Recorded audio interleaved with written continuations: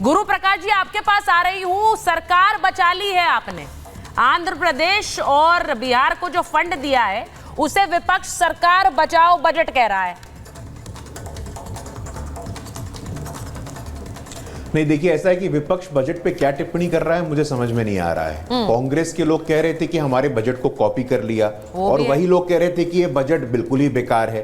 तो आपका बजट बेकार था कि हमारा बजट बेकार है? आप एक तरफ तो कॉपी करने का आरोप लगाते हैं, फिर कहते हैं कि निराधार है। तो विपक्ष की बातों पर बहुत ज्यादा महत्व देने की आवश्यकता नहीं है। लेकिन ऐतिहासिक बजट है सुचारिता जी। पूरे विश्व में जहां ग्लोबल अनसर्टेनिटी का माहौल है, एक वैश्विक अनिश्चितता है, पॉलिटिकल टर्मोइल है, यूरोप में, यूएस में, भारत एक ग्लोबल ब्राइट स्पॉट बन के उभरा है। पूरे दुनिया में यदि किसी को कहीं उम्मीद की किरण नजर आ रही है तो भारत में नजर आ रही है। अब बिहार पे आइए। पहली बार बिहार में, आज का पहले वर्तमान परिप्रेक्ष्य में आपको बताना चाहता हूं, 2,78,000 करोड़ का बिहार का कुल बजट है। उसमें 2 लाख करोड़ का जो बजट है वो केंद्र सरकार से आता है। दूसरी बात, विशेष राज्य का दर्जा, विशेष राज्य का दर्जा, ये जो कुछ लोग कहते हैं, हम बताना चाहते हैं, 2012 में लालू जी के द्वारा समर्थित सरकार थी यूपीए की, और उस सरकार ने विशेष राज्य दर्जा के विषय पे पूर्ण विराम लगा दिया था। आज के बजट पे आइए, 21,400 करोड़ का भागलपुर में यहां पावर प्लांट लगने वाला है। 26,000 करोड़ का इंफ्रास्ट्रक्चर का प्रोजेक्ट, गया के विष्णुपद मंदिर का कॉरिडोर डेवलप होगा, बोध गया में महाबोधि मंदिर का कॉरिडोर डेवलप होगा, राजगीर नालंदा का समग्र विकास होगा, नए एयरपोर्ट आएंगे, नए विश्वविद्यालय आएंगे। तो पहली बार बिहार के लोगों ने, बिहार के 13-13.5 करोड़ लोगों ने खुले बाहों से इस बजट को स्वीकार किया है, और आभार प्रकट करते हैं हम नरेंद्र मोदी जी का, जो 2020 में हमने नारा दिया था, आत्मनिर्भर बिहार।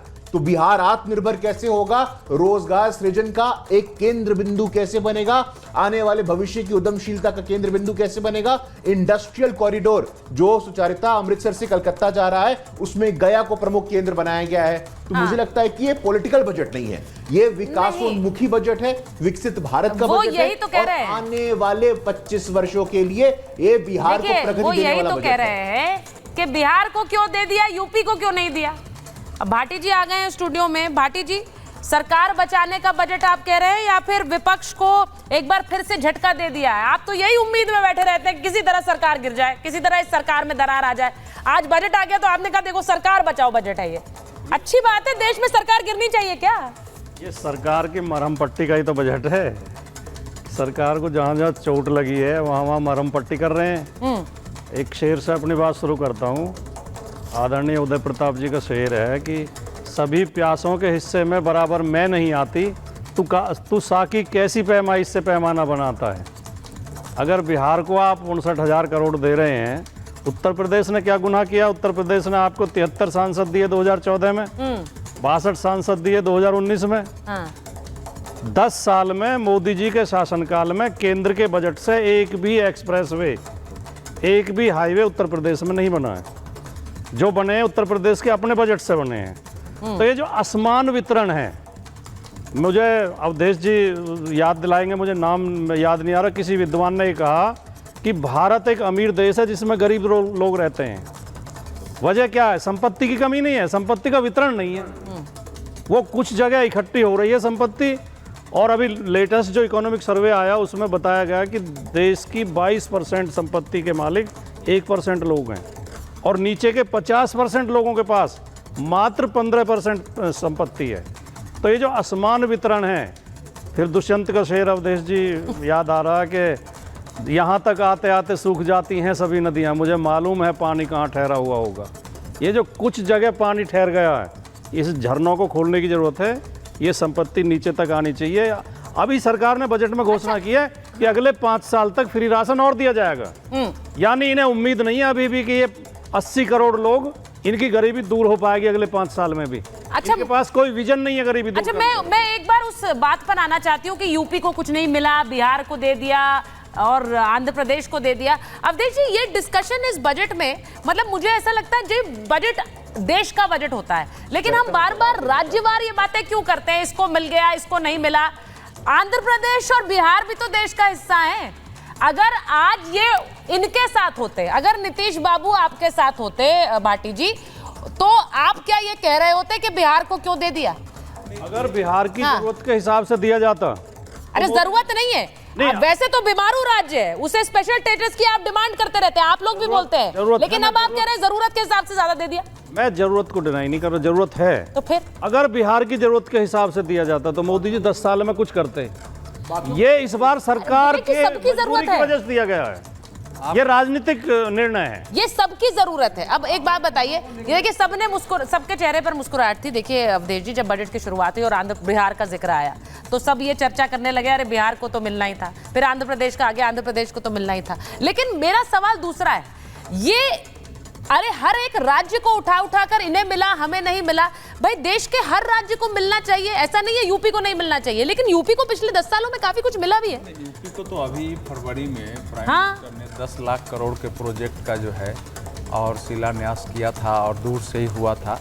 उत्तर प्रदेश के, अरे भाई आप 19 फरवरी 2014 वो इन्वेस्टमेंट है, वो प्राइवेट कंपनियों अरे का भाई तो अरे सुनिए पहले, मोदी जी ने क्या दिया? सुनिए, उसमें सुनिए, 1 रुपया सुनिए, दिया? सुनिए। नहीं, ये बीच में ऐसा है कि क्या उत्तर प्रदेश में जो वाराणसी का डेवलपमेंट है वो प्राइम मिनिस्टर की ओर से, क्या केंद्र की ओर से उसमें सहायता नहीं थी?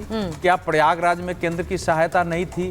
क्या अयोध्या जो बन रहा है उसमें, वो चाहे एयरपोर्ट से लेकर, उसमें केंद्र की सहायता नहीं है? उत्तर प्रदेश इस समय देश के विकसित राज्यों में शामिल हो गया है। पहले उत्तर प्रदेश पीछे था। पर कैपिटा इनकम में, जीडीपी में यूपी का स्थान थोड़ा बहुत ऊपर नीचे दूसरे तीसरे स्थान पर होता रहता है। तो यूपी एक स्टेट पर आ गया। दूसरी बात आती है कि ये पहली बार नहीं है, बिहार के बजट का अभी भी मेजर पार्ट सेंटर ही दे रहा है, क्योंकि बिहार की अपनी आय नहीं है। जो अभी बताया उन्होंने बिल्कुल सच बचाया गुरु प्रकाश जी ने कि 2,78,000 करोड़ में 2 लाख करोड़ रुपया सेंटर ही देता है। और तीसरी बात आई है, जो बिहार में विकास हुआ उसको ध्यान से देखिए। जो गया है, बोध गया है और राजगीर है, वो बिहार की नहीं देश की धरोहर है जिसका विकास नहीं हुआ। गया ऐसा क्षेत्र है जहां संपूर्ण दुनिया का हिंदू अपने पितरों के श्राद्ध के लिए आता है कि वहां एक बार अगर हमने मोक्ष के लिए श्राद्ध कर दिया तो मुक्ति मिल जाएगी। और वो जो विष्णुपाद मंदिर है उसकी इतनी दुर्दशा खराब है, वहां इंफ्रास्ट्रक्चर नहीं है, 10 स्थान का। तो आज अगर उसका विकास होता है तो कितनी भारी संख्या में लोग आएंगे, कितना पर्यटन बढ़ेगा, कितनी वहां का रोजगार कितना बढ़ेगा। तो वो तो देश का है। अगर राजगीर का विकास हो रहा है तो राजगीर क्या देश का नहीं है? तो इसलिए बोध गया जो है इंटरनेशनल लेवल की वो सिटी बनाने की बात हो रही है। अगर बिहार में विकास के लिए इस समय मानो एक्सप्रेस वे चाहिए, 2 एक्सप्रेस वे, और बिहार के पास पैसे नहीं। विवेक जी कह रहे टाइमिंग बड़ा गलत है।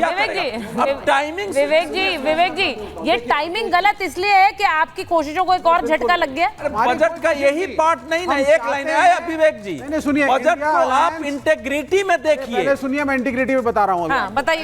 इंडिया अलायंस बड़ा क्लियर है। हम अपोजिशन में बैठेंगे, कंस्ट्रक्टिव अपोजिशन करेंगे।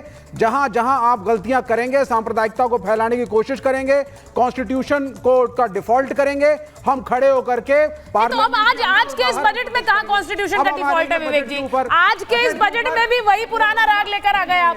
नहीं, आज के बजट में कॉन्स्टिट्यूशन वाला राग कहां से आया भाई? ये कह रहे थे तो मैं बता रहा हूं। तो हमारी ऐसी कोई नियत नहीं है कि हम इनको गिराने जा रहे हैं।